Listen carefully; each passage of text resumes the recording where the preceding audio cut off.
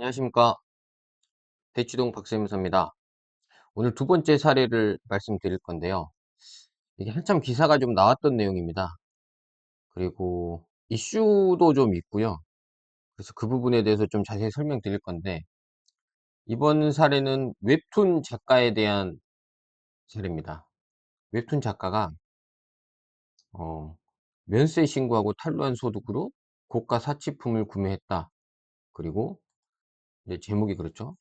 가족에게 가공인건비를 지급했다. 이 내용인데, 차근차근 좀 보면, 첫째로 인터넷에 웹툰을 연재해서 인기를 얻은 작가인데, 이게 이제 소득세가 너무 많았던 거죠. 그래 가지고 법인을 설립합니다. 그래서 그 창작자인 웹툰 작가가 법인에 창작물을 제공하는 거죠.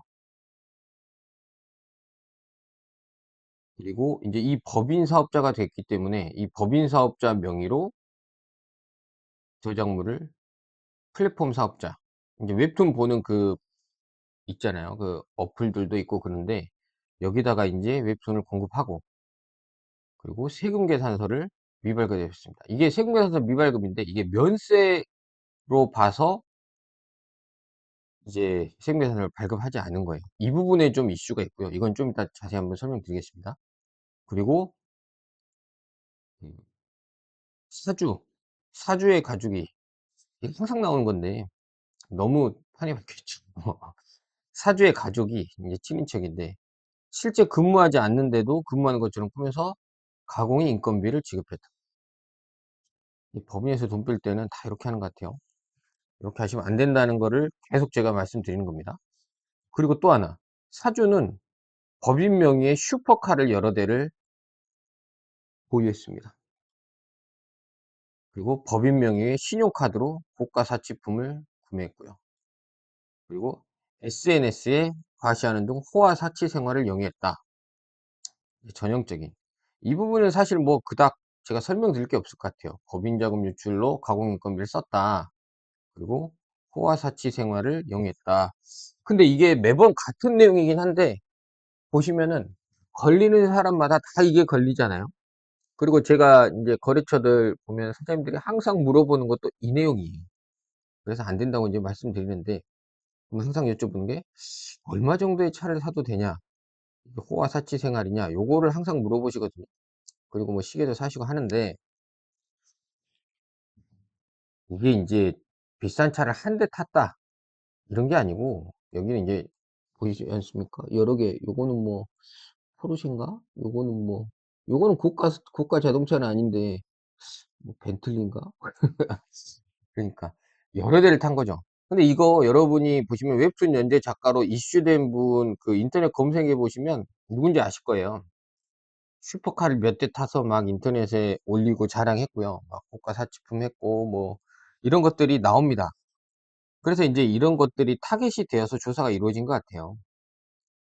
이제 문제는 SNS에 과시하고, 이게 문제입니다. SNS에 과시를 안 했다면 이거 어떻게 뭐 그렇게 큰 문제 안 되지 않았을까? 근데 SNS에 과시하고 뭐 이런 것들이 있기 때문에 '어 이거 돈이 굉장히 많네.' 이런 것들을 이제 확인했을 것 같고, 그리고 요즘 또 문제 삼는 게 법인 명의의 차량 구입이잖아요. 이게 사실 저는 뭐 반대할 건 아니라고 보는데, 뭐 자기가 돈 벌어서 쓰는 거야 뭐. 많이 쓰면 그 장사가 되는 거고, 이 사람은 돈을 쓰는 거고, 이 판매하는 사람들도 수입이 생기기 때문에 저는 '많이 버는 사람은 많이 써라.' 저는 그런 주의이긴 합니다.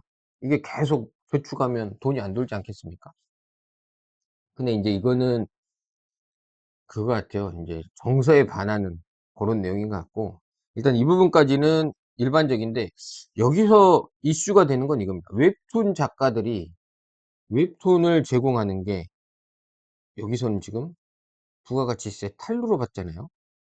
근데 일반적으로 웹툰 작가들은 면세가 많습니다. 그래서 세금계산서를 발급하는 게 아니라 그냥 계산서인데, 여기서 이제 부가세라는 게 붙는 거잖아요. 여기서 지금 최근 이슈가 많이 되고 있는데, 일단 간단하게 내용을 좀 설명드리면, 개인인 사람이 근로자가 없이 독립된 자격으로 웹툰을 제공하면 면세입니다. 그건 인적 용역으로 보는 거거든요. 근데 그게 아니라 근로자도 있고 독립된 자격이 아니다. 그러면 과세가 되는 겁니다. 그냥 그 딱 하나 차이예요. 근데 이건 이제 법인 사업자고 법인의 직원도 있었고 웹툰을 제공한 거는 인적 영역으로 보는 게 아니라 그냥 과세로 보는 거죠. 이 부분에 대해서 인제 이 웹툰 작가는 자기는 몰랐다 요렇게 했는데, 이게 인제 이슈가 있긴 하지만 실질적으로는 과세를 해야 되는 게 맞고요. 법인도 웹툰을 제공하면서 면세가 될 수는 있습니다. 근데 그게 되려면 출판업으로 법인이 등록을 해야 되고요. 그리고 그 국제표준도서번호라는 ISBN이라는 코드가 있어요. 고거를 취득해야 되고 이 플랫폼 콘텐츠에 직접 제공을 해야 됩니다. 이 세 가지 요건을 다 맞추면 면세를 법인도 받을 수 있습니다. 근데 그 요건을 갖추지 못한 거죠. 그래서 여기서는 인제 뭐 이 작가가 뭐 판로나 이런 것들에 대한 것도 이슈는 있지만 가장 크게 세금을 추징당하는 건 부가세 탄류일 거예요. 왜냐면 제가 알기로도 그 기사 나오는 거 보면 뭐 몇십억 뭐 이렇게 벌었거든요. 근데 문제는 부가세는 10%죠. 그러면 그냥 총 매출에 대한 10%에 대한 가산세가 나올 겁니다. 가산세와 부가세가 나오겠죠.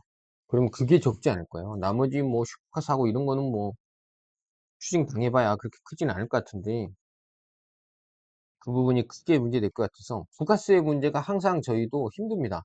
부가세는 이거는 뭐 빼박이에요. 그냥 매출의 10% 그리고 가산세 이렇게 되는 거기 때문에 좀 명확히 하셔야 되고, 이와 같은 업종들이 좀 여러 개가 있습니다. 인적 용역에 대한 것도 있고, 이게 유튜버도 마찬가지고요.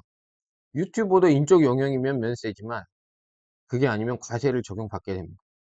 그리고 학원 사업자, 학원은 면세잖아요. 근데 이 면세도 학원이라고 해서 다 면세가 되는 게 아니라 교육청에 등록을 해야지 면세가 되는 거예요. 여기서도 아까 그 말한 법인업종 출판업 등록은 문체부에 이제 인정을 받아야 되는 것처럼 학원업도 그렇고, 이런 부분들을 좀 이슈가 있어서 이 사례는 좀 자세히 설명을 해 봤습니다. 그래서 결론은 웹툰 작가들 본인들의 부가세 면세와 과세 여부에 대해서는 좀 검토를 정확하게 하셔야 된다. 그리고 아리까리하다, 직원도 있고 그렇다, 그러면 과세라고 생각하시고 일단은 내시는 게 맞고, 이 부분에 대해서는 계속 인제 정책적으로 이슈가 있고 그 제기가 되는 것 같아요. 그러면 그게 결론이 나올 때까지는 기다려 봐야 될 것 같습니다. 오늘 사례 두 번째에서는 웹툰 작가에 대해서 다뤄봤습니다. 감사합니다.